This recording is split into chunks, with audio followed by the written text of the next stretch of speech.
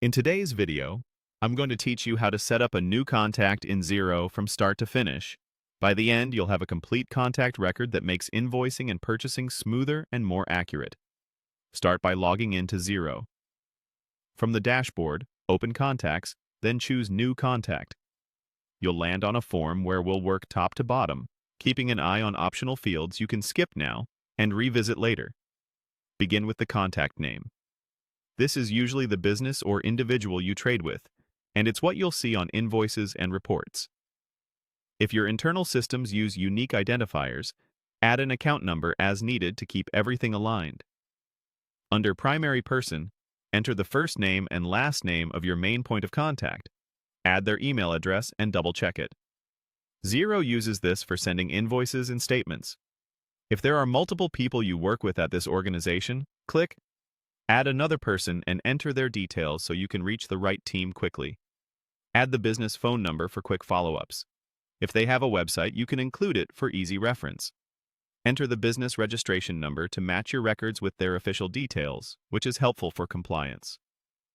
Use the Notes field for useful context, things like preferred hours, delivery instructions, or account-specific reminders, so anyone on your team can pick up the thread.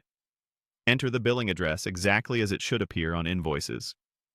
If goods or documents go to a different location, add a delivery address as needed. For payments, enter the bank account name and number if you'll be paying this contact by transfer.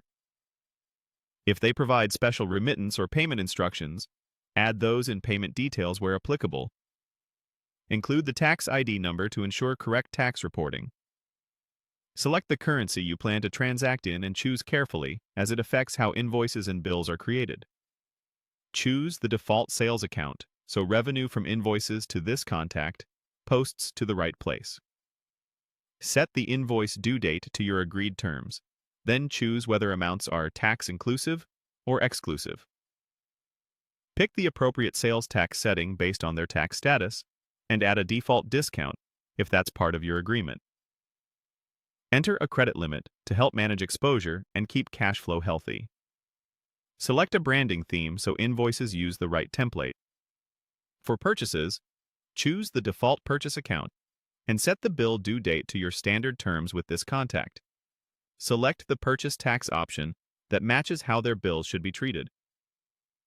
Before finishing, review all details for accuracy. When everything looks good, click Save and Close. Save.